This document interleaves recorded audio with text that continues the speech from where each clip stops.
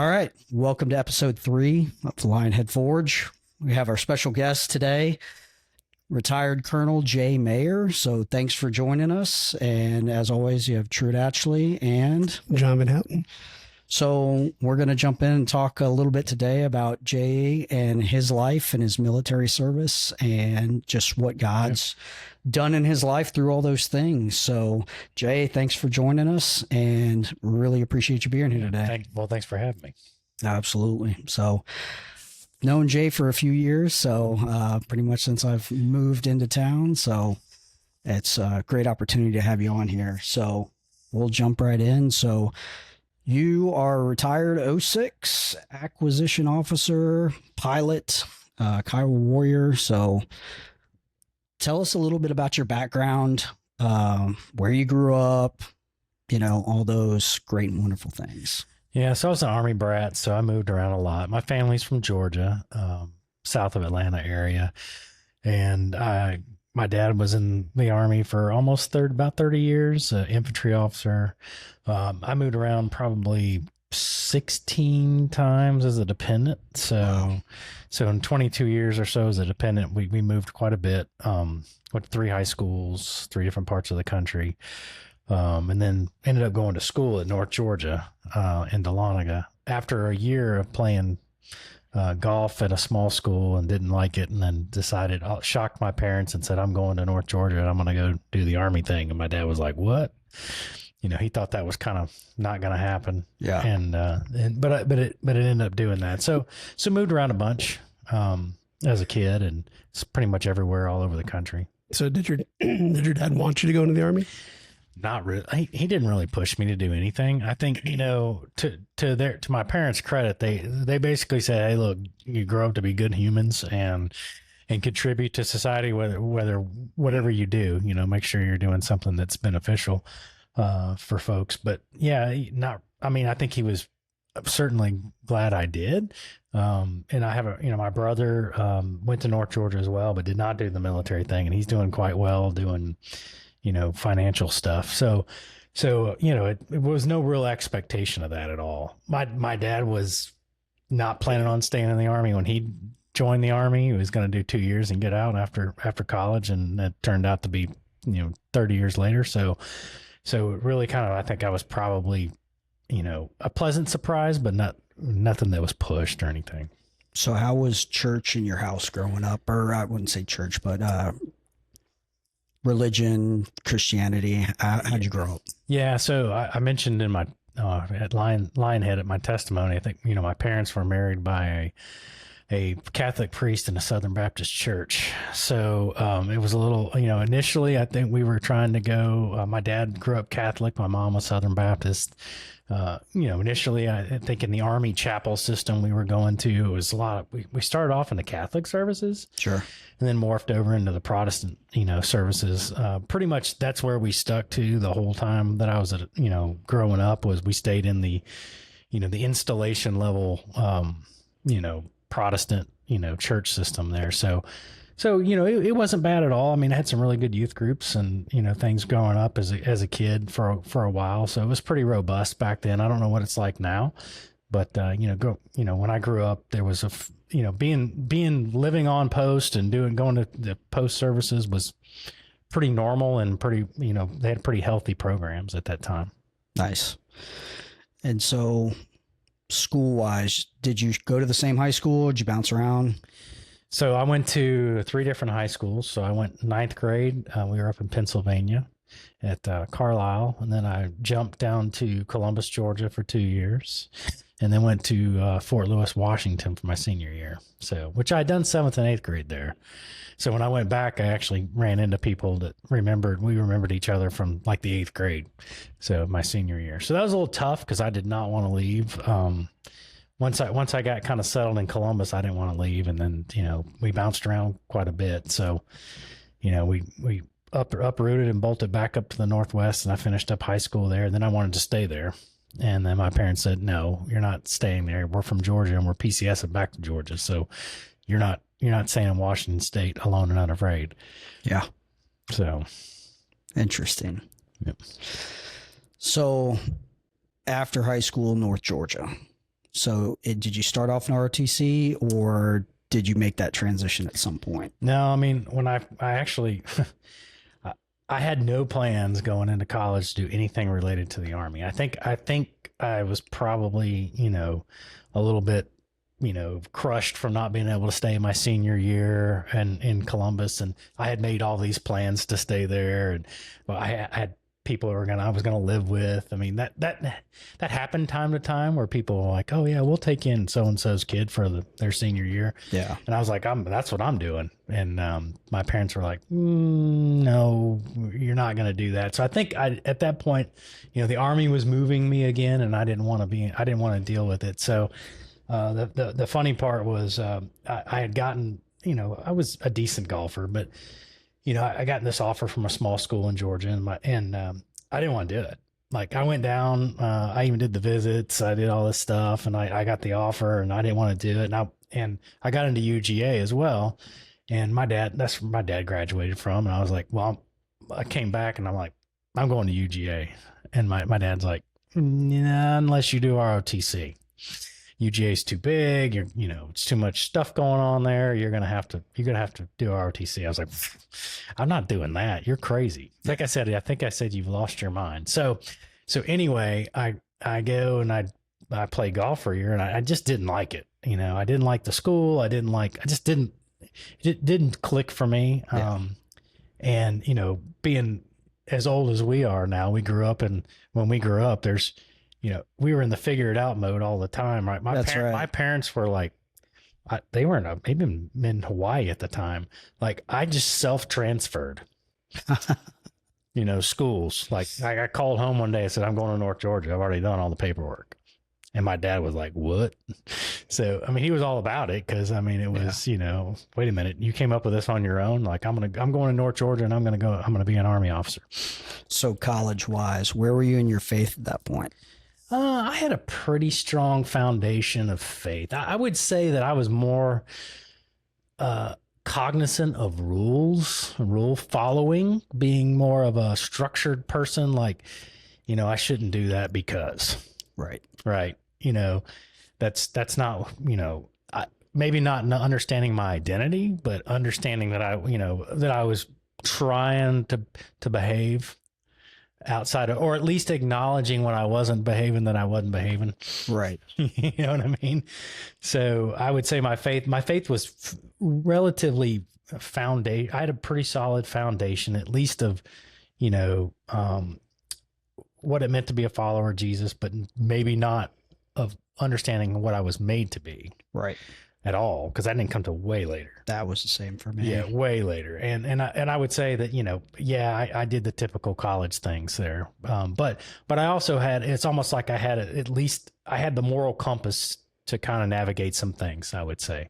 Yep. Yeah. I would say that's probably where it was, very foundational and basic, with a solid Christian moral compass that I still fell short of lots of times. Sure. But I, at least I would go, oh yeah, I need to go back. This is the direction, following north, Yeah. I think we all have that part in the previous 2 episodes. Yeah. Yeah. Of life in college. So. Yeah. And look, I ended up dating my wife, Holly, the entire time I was in college. So I think that probably helped ground us too. I mean, we didn't get into too much trouble because, I dated the girl that the woman that you married. I married and that I've loved since 1993. So tell me how you met Holly. So we had left. Funny, remember I went kicking and screaming for my senior year at high school up to Washington State, but I wanted to stay there. And then I wanted to stay there and go to Western Washington University to play golf, because I already set that up. I was going to walk on, and I already talked to the coach. He's like, yeah, come on up, try out, do whatever.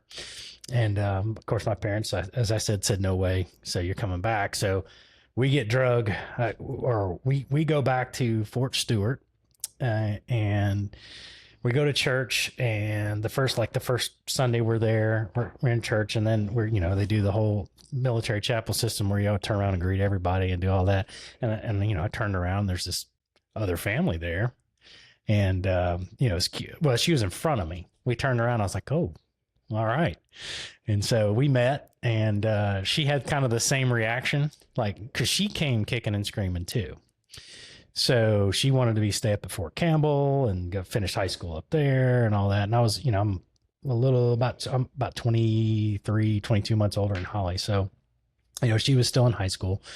And so anyways, we met and we started just kind of dating. We were both in the same scenario. We didn't want to be there. And and so we pretty much dated from August of 1997, got married in August of 1993, got married in July of 98, and we just had our 28th anniversary. Nice. Congratulations. On the 11th. So, yeah.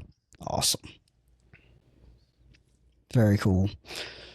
So that takes you to meeting Holly. Let's see where you transitioned to UNA. So what got you into aviation? Yeah, that's interesting too. So, my dad being an infantry guy, I went home for Christmas. They were in Hawaii, and he was the CG of the 25th ID at the time. So he's like, hey, I was getting ready to go that summer to advanced camp and all the other things. And, I thought I wanted to be an infantry guy or whatever. And so he says, hey, we're going to go out. I was a contracted cadet. So I was like, we're going to go out. We're going to go visit some there's training exercise going on. There's live fires. There's all this. And he's like, I'm going to take you out to a live fire. And we were flying in a Black Hawk.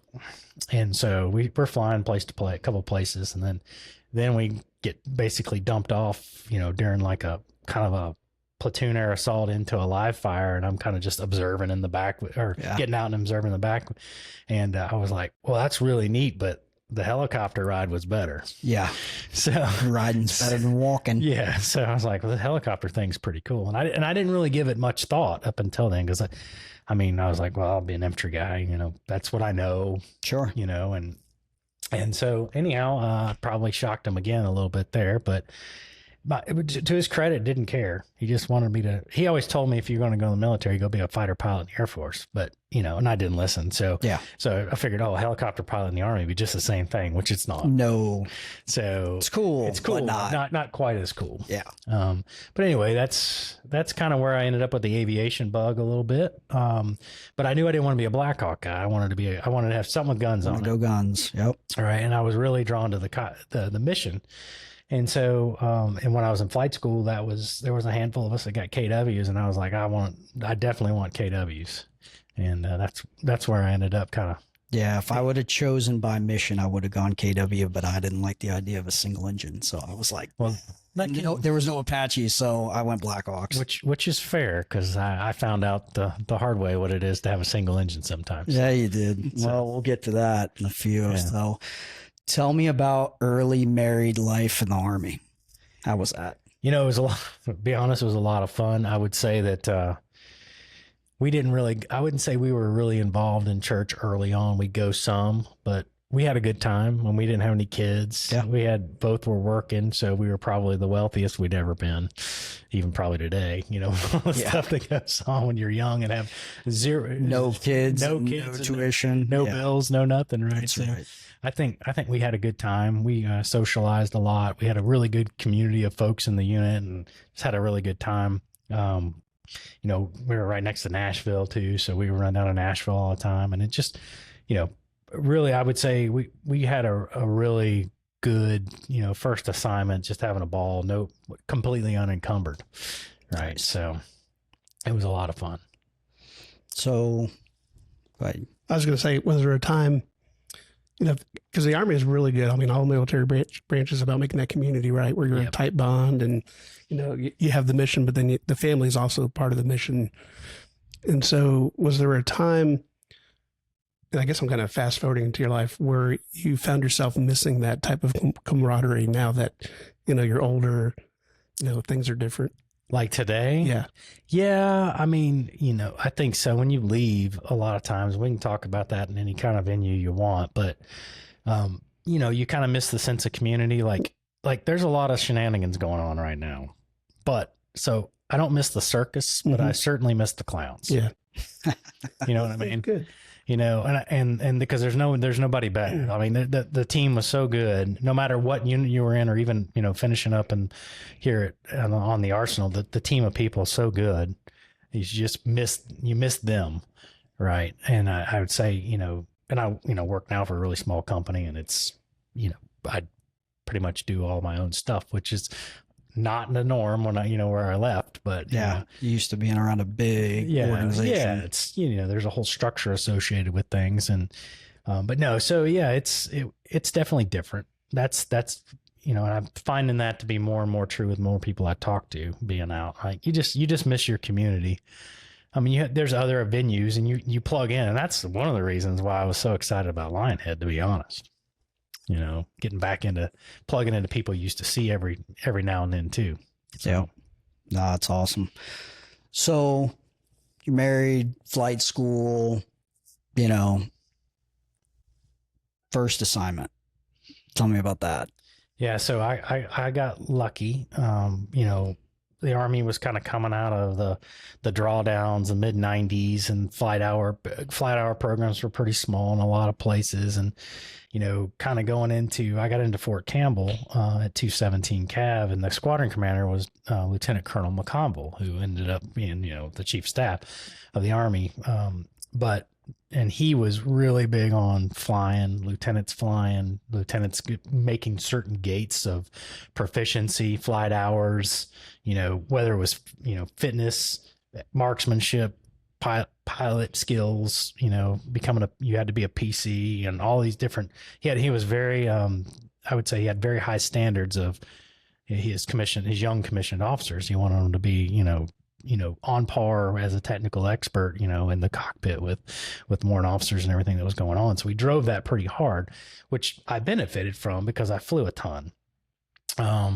He didn't put in a lot of requests for new lieutenants. So I ended up being a second lieutenant, first lieutenant, and a captain in the same air cav troop, for a while until he left. And then I was still kind of I ended up doing almost 30, I guess I did 31 months in a platoon, which, and if you're flying a lot, that's like a dream. Yeah, that's great for a commissioned guy. Yeah, and our Apaches at the time had gone through they were grounded for a long time. So we ended up doing lots of JRTC rotations and lots of training flights and lots of exercise participation because, we were it. And so we were flying a ton and just a great unit, a great environment. And then, when he departed, we all got tagged for a Balkan rotation, and that's kind of where I was still in the same platoon, and we were the only air cav troop to go as a flying troop to that rotation, along with like a company from Apache company, a Chinook detachment, and another GSAB company. Okay. Yeah, I was just going to ask if that was the unit you ended up deploying with the first time. Yeah. So it was Task Force Sabre. It was May 2001 when we went. Okay. Yeah. So also an unbelievable experience because I was like, man, I'm flying a ton. It was great. But kind of walking into the accident, right? So it was July 15th. So that was 25 years ago last week when the accident happened. And you crashed on my birthday. Yeah. Well, there you go. Yeah. So, we were a typical day, but I got notified before we took off that the squadron commander it wasn't McConnell at the time. He was like, hey, look, tomorrow morning you're basically moving to the 3 shop. You've had a good run, but you're not gonna stay a platoon leader forever. And I was like, oh, because to staff you go. Yeah, to staff. They finally got me. Yeah, right. And so anyways, no, the accident's kind of an interesting story. Is typical. We were on night cycle the whole time. Apaches were day cycle, and we just had kind of 24-hour coverage of stuff going on, and we had a shooting in a village on the Kosovo, the Macedonian border, and the team that was on station was about out of gas, needed to come back to get gas, and instead of doing another turn, we were just going to rotate in and take over. And so we were eating midnight chow, and which it's team of 2, and the other 2 guys were already in the talk, and they were talking. They got the whole lowdown. They called us on the radio and said, we got to go. And I said, all right, well, here's the deal. You guys, I was there. I was typically the AMC, the Air Mission Commander. And I said, well, since you got the brief, then you guys be AMC. And we were interchangeable. We'll be flight lead. And they said, yeah, but you just got to take our aircraft because it's got the 1 FM.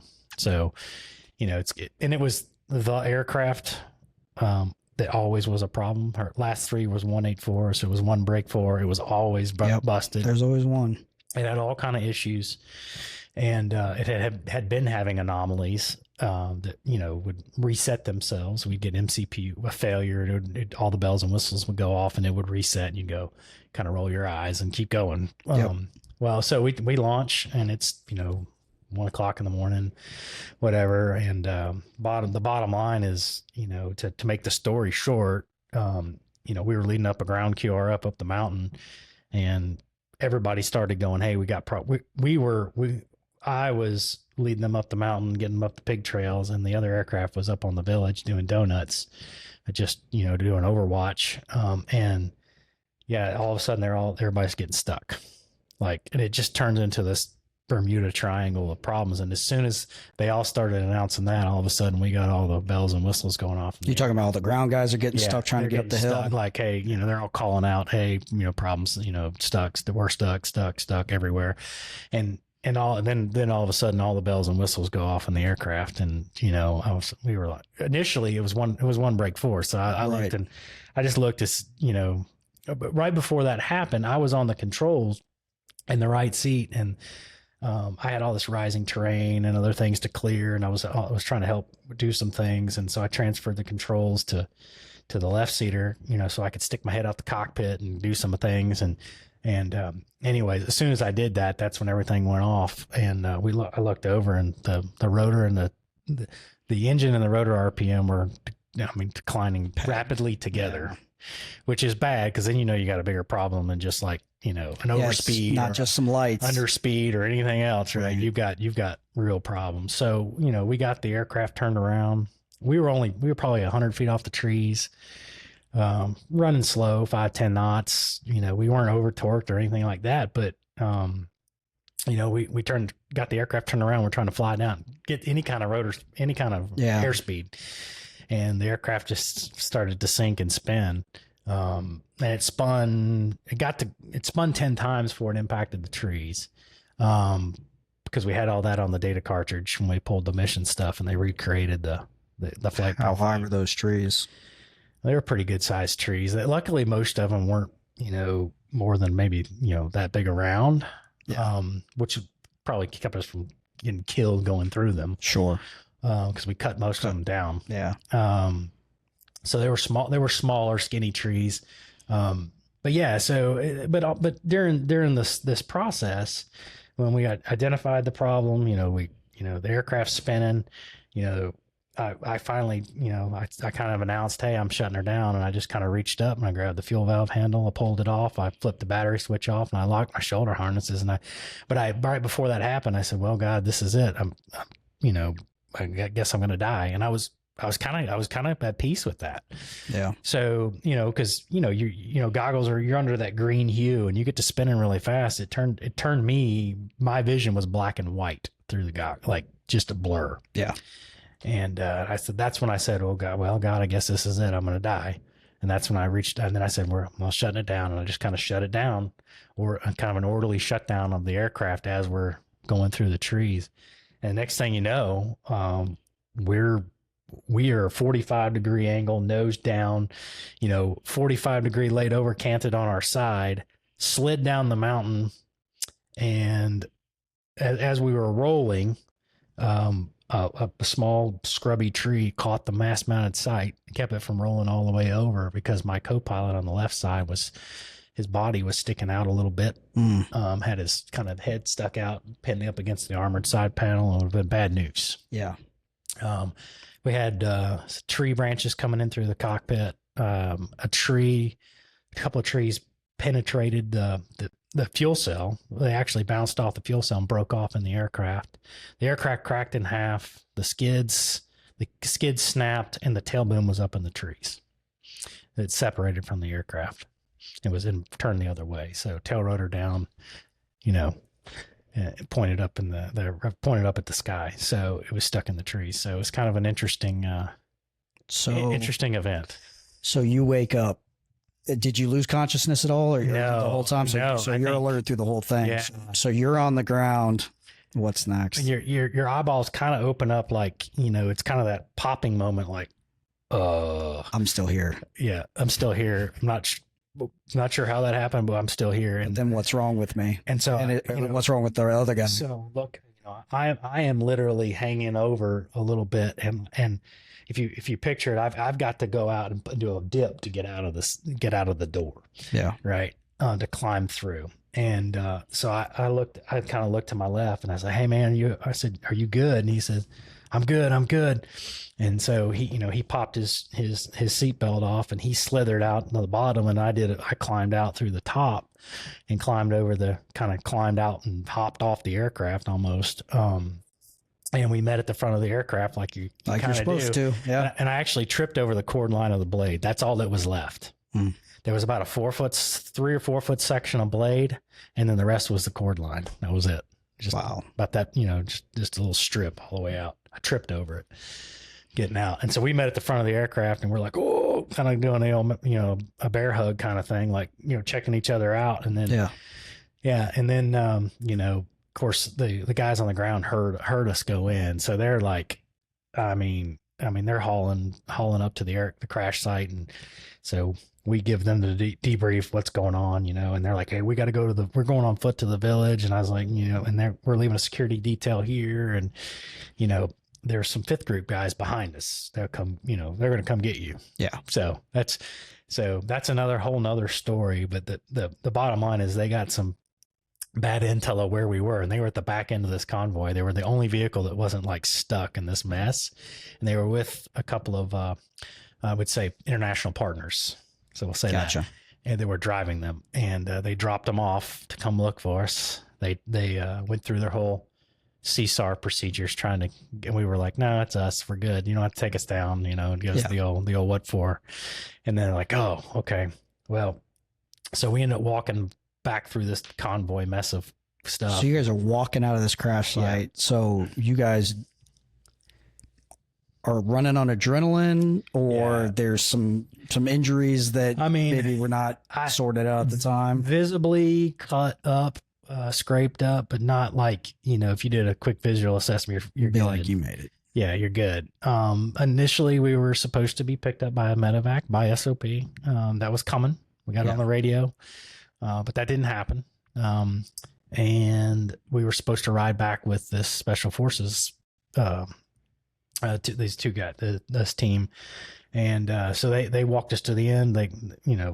They're like, hey, when they were giving the assessment to our talk, they were like, hey, we got your aviators. They appear to be okay. Like, well, can they walk out? And they were like, well, I guess so. And they turned off the medevac for some reason.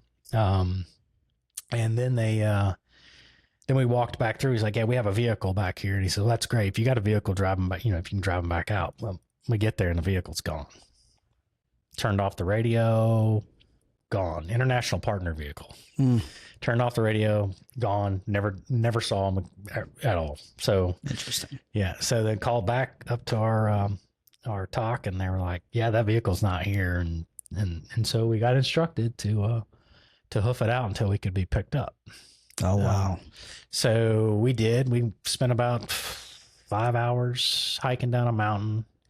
Went through a couple of villages, and that's where we picked up some wild dogs and got kind of chased by or stalked. And I would say I've never seen dogs be tased before until this. So I watched a couple of special forces guys tasing dogs. So that was, man, what a night. Yeah, it was a pretty good night. And the only funny part of that story is I looked over at the guy I was flying with, and I said, well, we just survived a crash, and now we're going to get eaten by dogs. Isn't that the Army way? Yeah.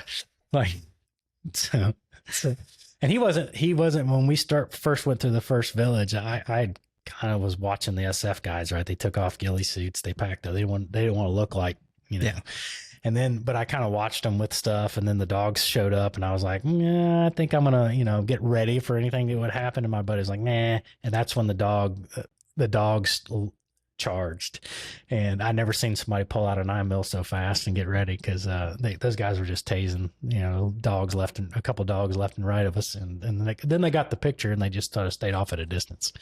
So that's I have some issues with some dogs every now and then. Sure. So, yeah. So you get back to the compound, then what?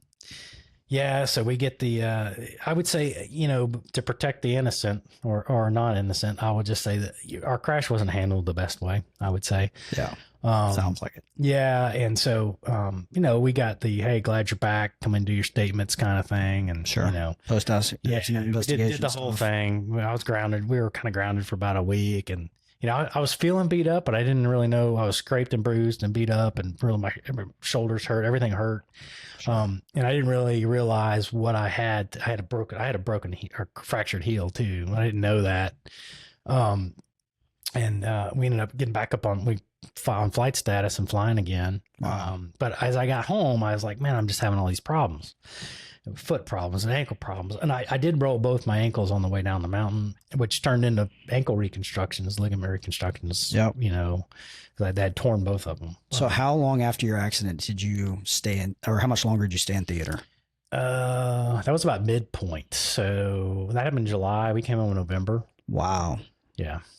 Still had a long haul and a lot of flying to do. Yeah, it was a lot. It was fun. I mean, I thoroughly enjoyed that. It was the best 6 months of my life, except for that 6-hour period of night, Sure. that nightmare, if you will.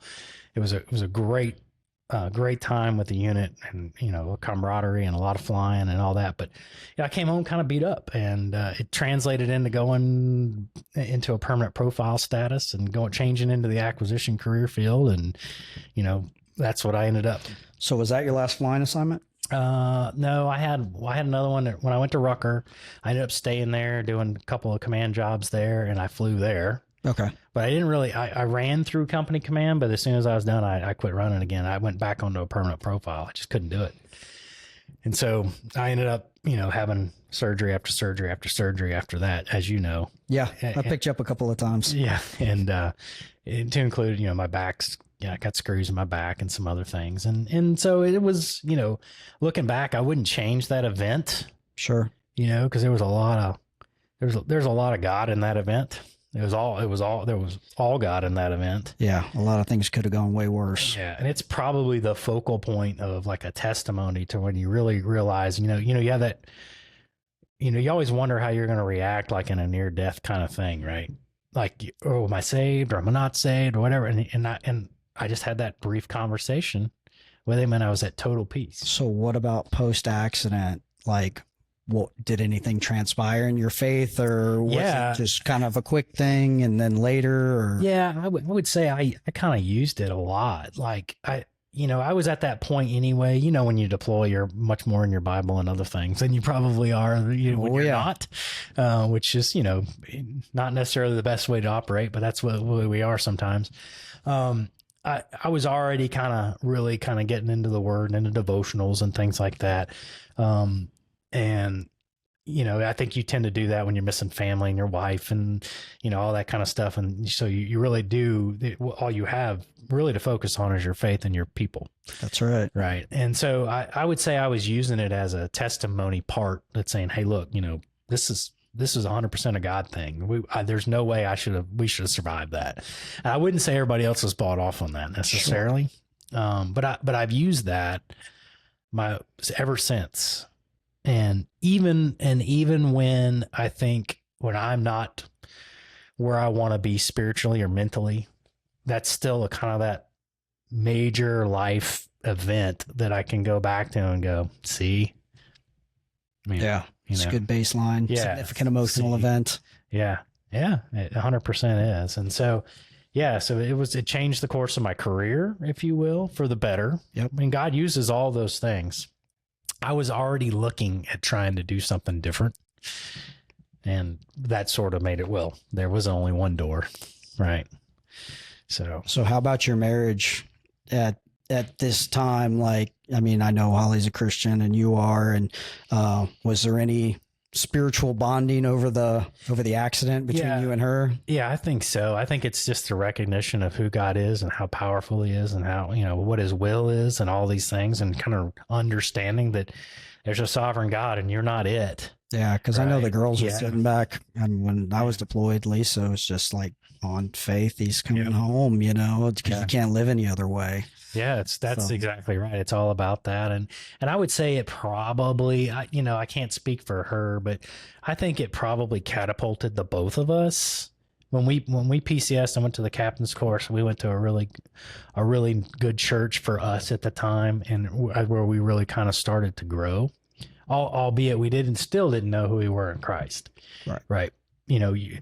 It's easy you always want to have like that 1 foot in grace and 1 foot in the law, and trying to like, oh, I got to do these things. Sure. Or, I gotta, or shoulda, but we did grow a whole bunch, and we grew together, and, we had that trauma with our firstborn. So that was going to be my next question. Had you had kids yet before you deployed? No. So we didn't have, it was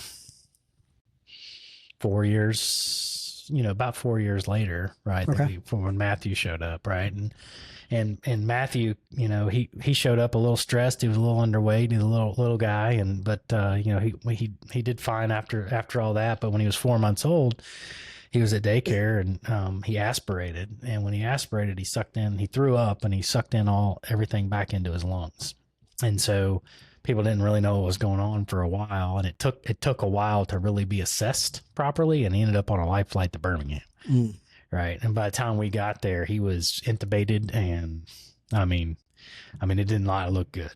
Yeah. Right. And so we spent about 2 weeks, 2 weeks or so in the hospital at Children's in Birmingham, and I think he was intubated for about 10 to 12 days or so of that, like completely out.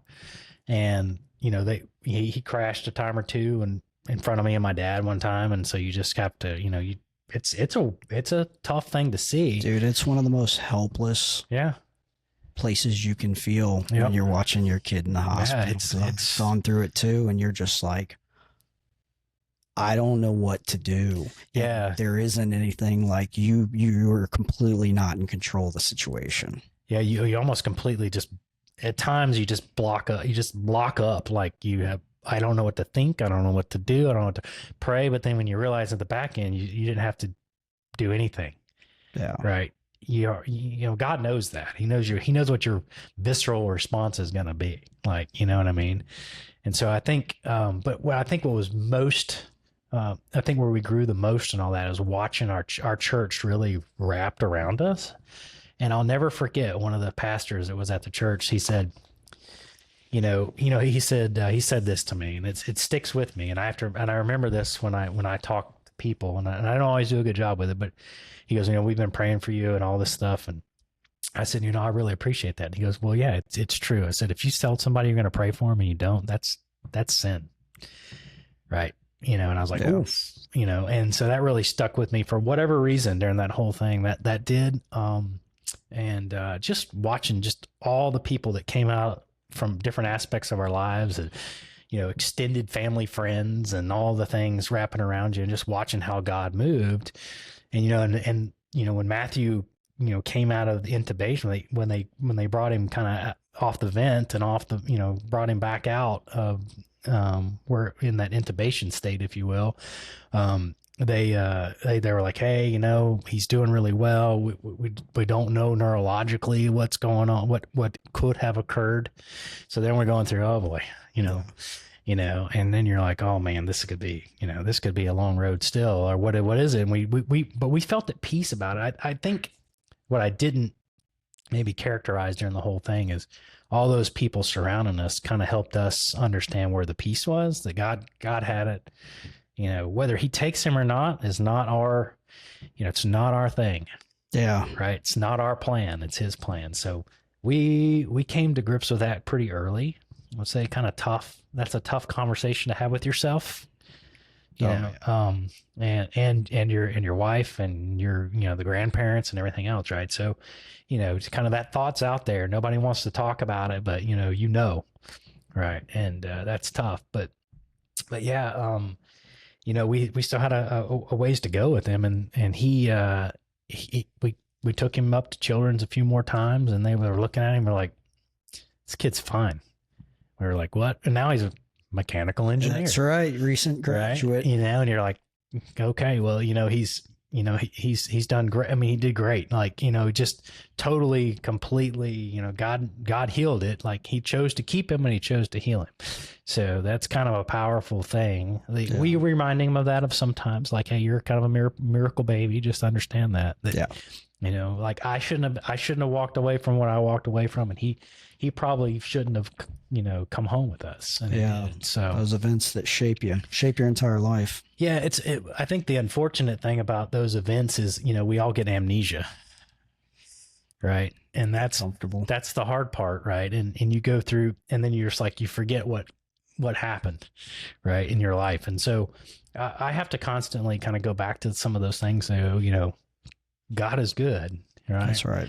Right. And he wants what's best for you all the time. And sometimes, you know, you get into your ruts of, you know, being, you know, what I called it the 3 A's and during my testimony, what being angry, alone, and apathetic, right? Yeah. You get in there and you go, wait, you got to shake it off. And you go, no, I mean, that's not where you're supposed to be. And there is a sovereign God and you're not it. And he is good. So That's right.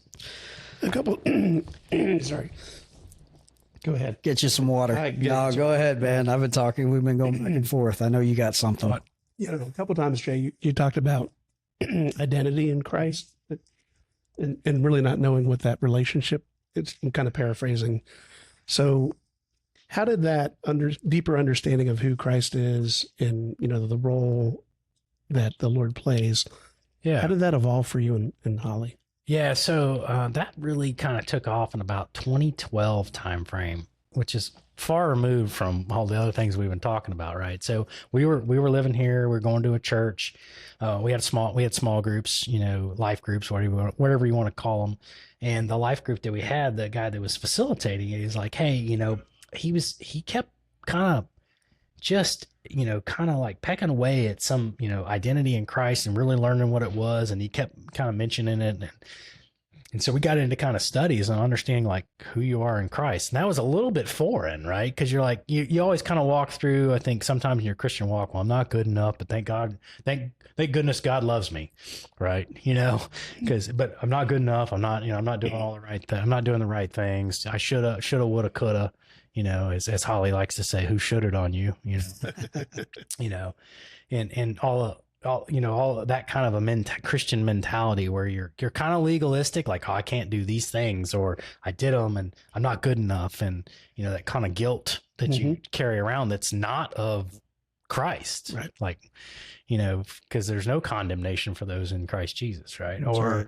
You know, my favorite thing, I started reading all the study we were doing. I would, a lot of scripture on, you know, Paul's like, you know, Paul talks about grace a lot. Right. And so we really just kind of were studying a lot of the scriptures that identify who you are in Christ. And like, he greets people in that, you know, and, you know, and we just never clicked. And all of a sudden when you go, what do you mean I'm holy, righteous, and redeemed? Really?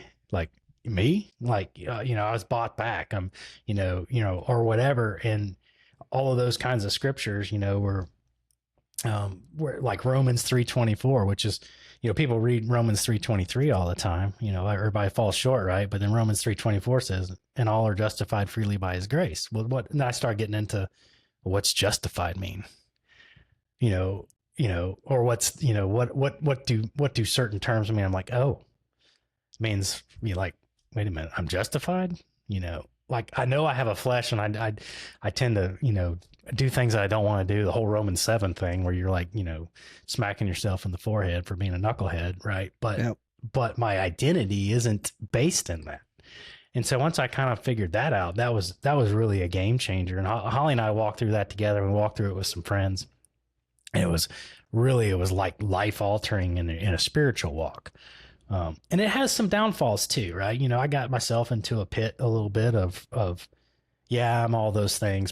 So, okay, great. You know, now and sometimes you get into that lull of you just don't, you know, you get that alone, angry, and apathetic kind of, you know, mindset sometimes. And I think that's natural, whether or not you know who you are in Christ or not. Yeah. But, you know, I have to pull myself back up. I mean, it's not who we are. It's, you know, it's it's all about renewing your mind. That's why that talks about that in the Bible. It's all about the renewing of your mind, and because you're going to be who your mind, that day you're going to focus where you orient yourself to. Right. And that's kind of where, like, even the word repent, like the repent's like to go back to the highest place, right? You really think about it. It's orient you back to where you're supposed to be focused on. And so, we were just really learned all of that. And I would say it absolutely completely revitalized the Christian walk from that perspective. But I'll say sometimes you almost being a human, you like to almost going back to your checklists sometimes. Yeah. Checklists are comfortable. They are super comfortable. I make really nice little boxes in my notebook and check them off. I do it every day. Right. And so that balance of your mind, it's not your spirit, right? It's the balance in your mind of focusing on whether I'm focused on my checklist or I'm focused on my identity is kind of the struggle that I think that I tend to do anyway. So. Yeah. And that grace you're saved under, it's like, once you realize it, it's like, there's a freedom to it. Yeah. Because now you're like, well, I'm saved by grace and I want to do all these things, and I'm like the things that you're supposed to do. And as you're pursuing those things, the right things, it's way different than pursuing other things, like things of this world. Yeah. I never call it a satisfaction. It's sometimes, and it's not always, because it's not the prosperity gospel, right?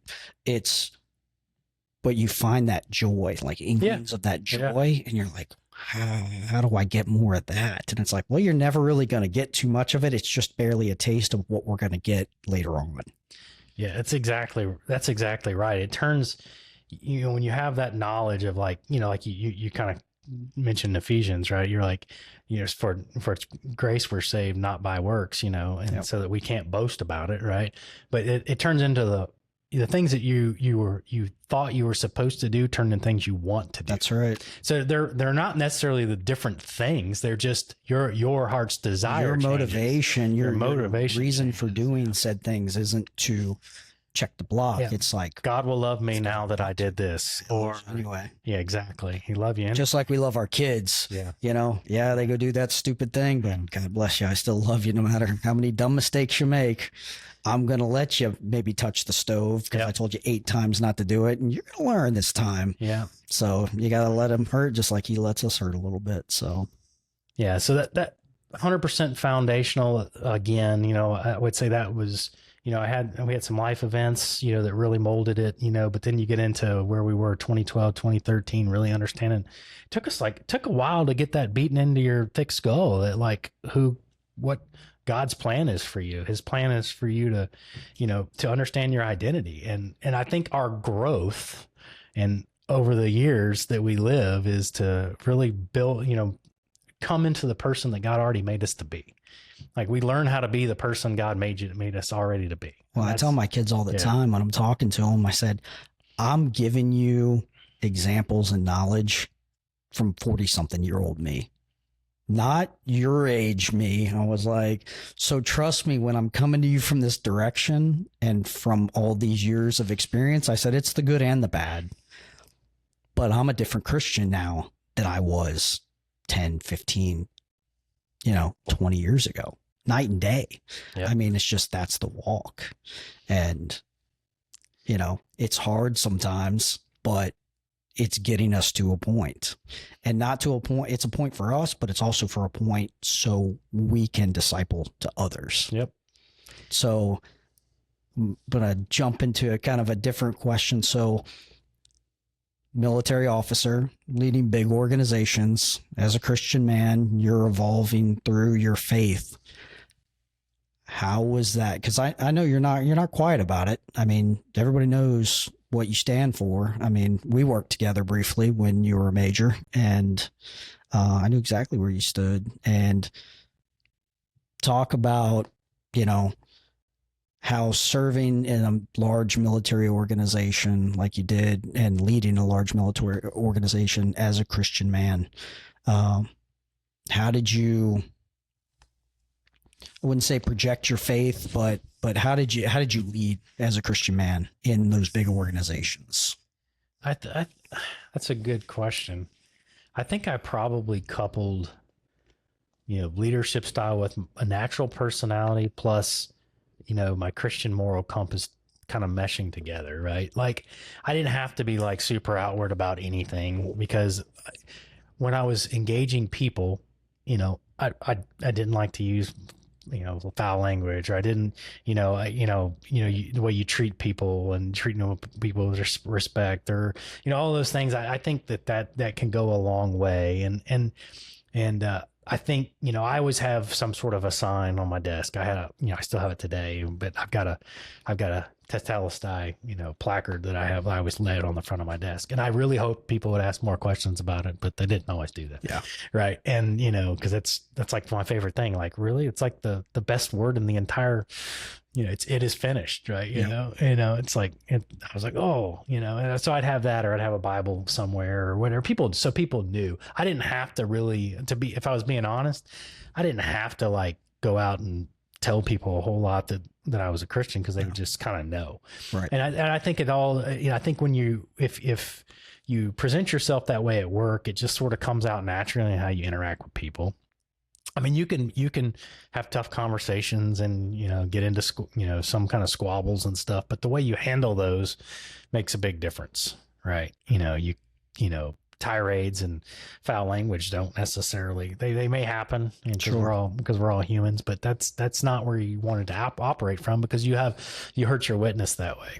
Yeah. Right. People see that and they go, woof, okay, well, that didn't go particularly well. It doesn't seem like that's what that person does all the time. And now they're doing this. Right. So I think some of it is, I think it was, I'm not really doing a good job of answering your questions. I think for me, it was more just kind of a natural leadership. It was more how you operated. Yeah. It's kind of ingrained in my personality from a leadership status. I would say that when I was more in military type units, I would definitely be more open. I would talk to more people openly about like Jesus, because I did it. But like you're talking like acquisition organizations, a lot of folks there's a lot of church going folks going in those organizations, a lot of them. And they knew it. And so it was just more of how the environment you create, right? Because the environment's key. People do lots of good things when you have a good environment. Right. So for me, that's not a great answer, I don't think, but I think it's just part of I think it was just, it became more and more ingrained in my personality. So Jay and True, one of the things that we've been talking about in Lionhead is, from the get-go, like part of the reason why the ministry was formed, right, was for, men to get together, right, to have that common, goals for like you even mentioned, like being part of a group with a greater purpose, to experience life together and to really be authentic, with whatever the struggles that we have, whether it's family, work, personal, even, relational, like what's my relationship to the Lord? And so, going back to thinking about like when you had your crash, and then when you had your different moments, like when you were, Birmingham with Matthew in the hospital, and even in that life group, when you talked about identity, it seems that there was a support group, whether it was the military, family when you were in the military, or it was that church family, where that pastor's like, hey, when I'm telling you I'm praying. I guess the importance of being in community, how has that been like demonstrated over and over? Because it sounds like part of your testimony is there's a common thread where I see there were folks around you to help you just as he is helping you. Yeah. Yeah. I would say all of those things are true, especially, the kind of the events we've kind of walked through. But, I think you go through periods of time where whether you want to or not, you alienate yourself from. Yeah. What's your 3 A's you said? Alone, apathetic, and angry, apathetic, and alone, or you can interchange them however you want. So maybe you can add a fourth A. Yeah. The antidote to that is being in community. It is 100%. I mean, I think, on all of those events and growth years following, all of them were because of community. Mhm. Because I don't think we're meant to be alone. I think the Bible says that too, right? Because we're also dumb when we're alone.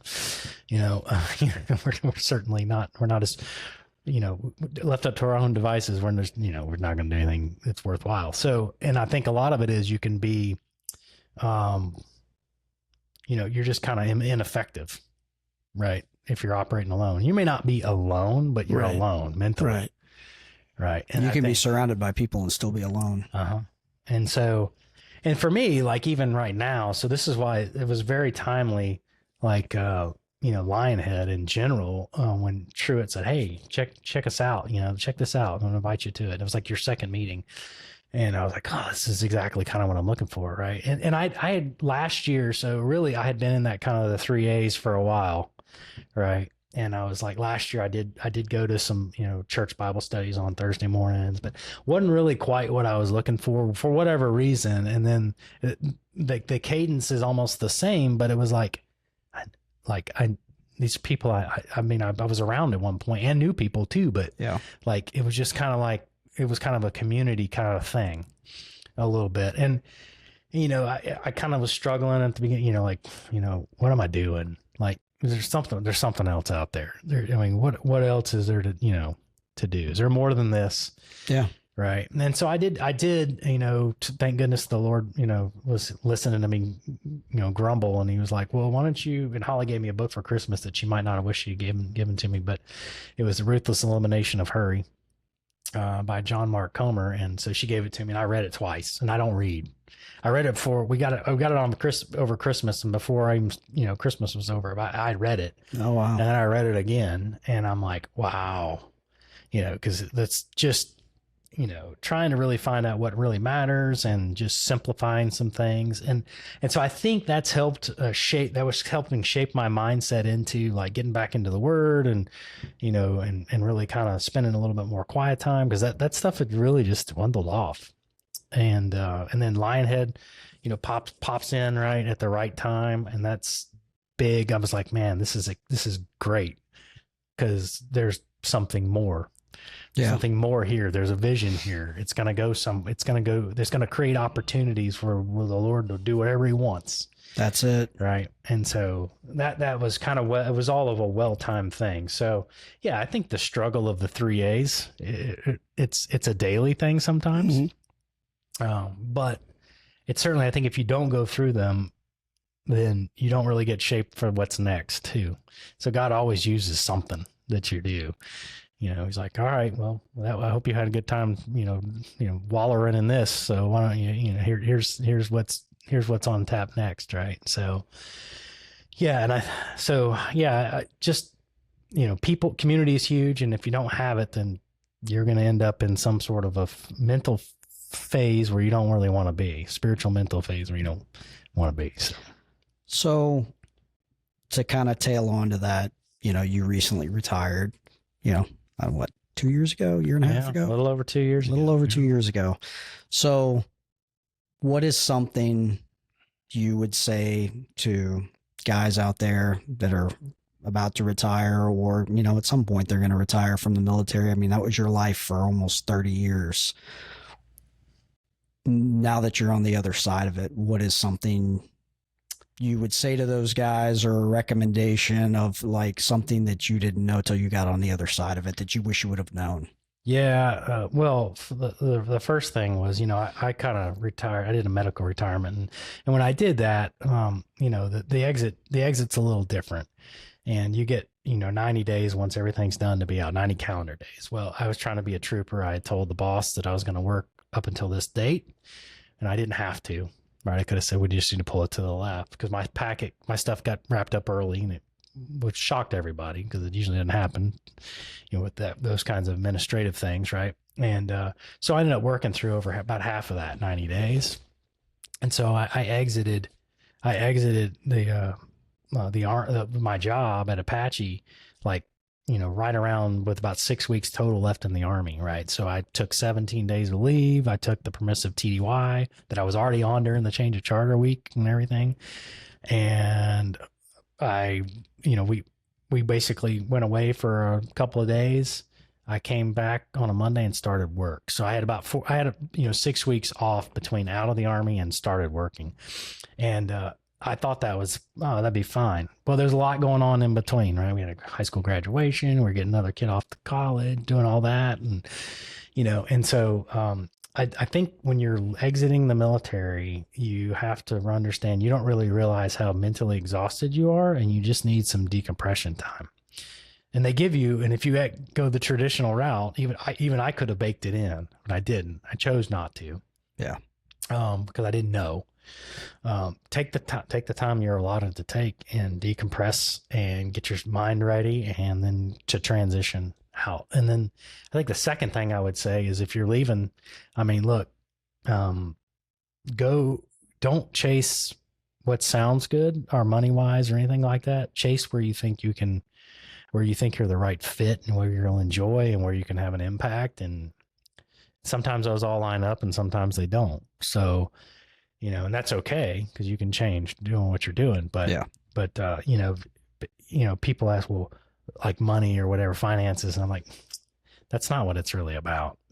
No, it's really not. You got to manage you got to figure out how to manage. You're managing yourself now. And that's new. And you got a whole other world. So try to get plugged in somewhere where you think you're a better fit, where you think God's leading you. And I didn't do a good job of really laying that out before God. I really didn't. I think I was more blocked up. Like, when you get in there, you're like, I thought I had one path, and then another path showed up, and you're trying, is one better than the other? Should I do this? And why do I have two paths now? And when I literally was down one road all the way. Yeah. And you're familiar with all that. It's tough. Yeah. Cause you're getting out on the Army's timing, not on your timing. And, those timelines start rolling out, and you're like, ooh, I'm out of the Army. I need a job. Or, those deadlines start showing up, and like, bills don't go away. So yeah, it's. Yeah. And I was fortunate, because, I already had it, I was out of the Army on the 28th of May, and I started work 1 June. It's not, it was really wasn't anything. It was a weekend, in between. And so, but, I thought I was going down one path for employment. And then I kind of realized, and then this other path where I'm at currently now showed up kind of out of the blue. And I kind of really realized that after it was all over, is both paths were good. That's right. And where I did pray, I was like, well, God, which one am I supposed to take? And he's like, they're both pretty good, man. Just pick one. Yeah. Right. And we'll let it work, So, that's the big thing, is take the time that you need to take to decompress. And the other thing is, don't chase a bad job for money. Yeah. Absolutely. Yeah. I think that's bedrock advice for any situation. Because you don't want to, we already struggle enough with our own mental, with our mental gymnastics, and our spiritual walk and all the other things, right? Don't corrupt yourself even more by taking a job you didn't want to take, and then because it paid more, right? And I was fortunate. I kept that was in my calculus the whole time. Yeah. So when I was thinking about the questions asked you, and Drew kind of teed it off, and we were just discussing this about what that transition from the military to the civilian world was like. And one of the things, that was on, that I was wondering was, where were the struggles, or did you have any struggles in choosing employment and opportunities? And you even mentioned, we were just talking a little bit, that book, and I forget the title now, but it was The Ruthless Elimination of Hurry. The Ruthless Elimination of Hurry. And you had just mentioned that, hey, you had you were given by the government an allotted amount of time to be able to decompress and do a transition, but you were like, I got to go to the next thing. And then kind of in retrospect, how would you do that differently? And then you did share with me a little bit about different opportunities. And I think there was a really interesting nugget in there about you may have more than one pathway, and you're saying, okay, and God was basically like, hey, Jay, these are both good. Choose one.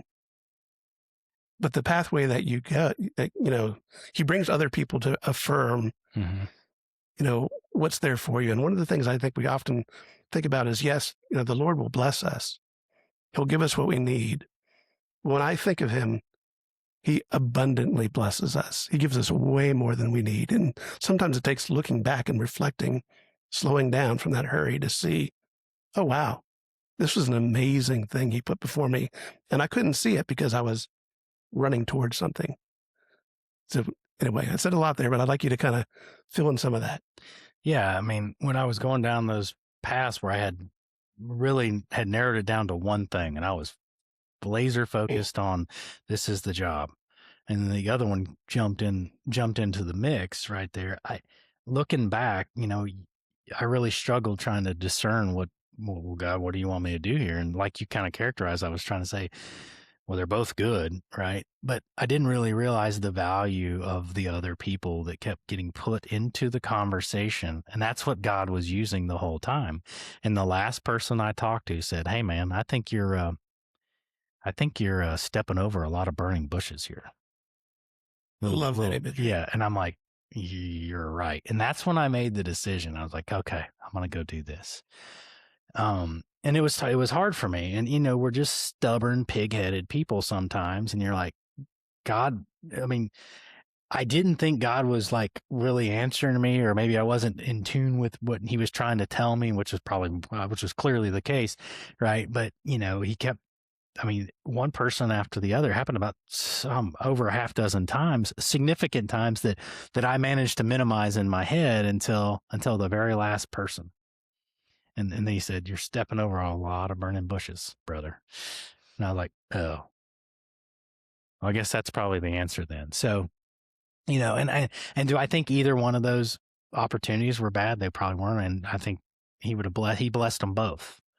Right. But he knew that if I was struggling, and if I was struggling to take something different than my first course of action, that, he was going to put people there to talk me through it. And so that all goes back to relationships and community and all those things. Yeah. Yeah, it does. And I'm very thankful for that. And one of the things that I probably enjoy the most about being retired, I do like being retired from the Army. I do. But is to be able to talk to people that are transitioning out, because I live with my forehead a lot, and it hurts sometimes. Right. And I think we all do to some point, but right. Just telling them like, hey, here's the things you really should be focused on, from, taking the time they give you. Don't rush into anything. Don't chase money. Don't, do what's best for, you and your family. And absolutely, if you're a spiritual person, you really need to kind of start, look for those little God winks along the way. Right. Because they'll be there. And, it literally took somebody going, hey man, you're stepping over the signs.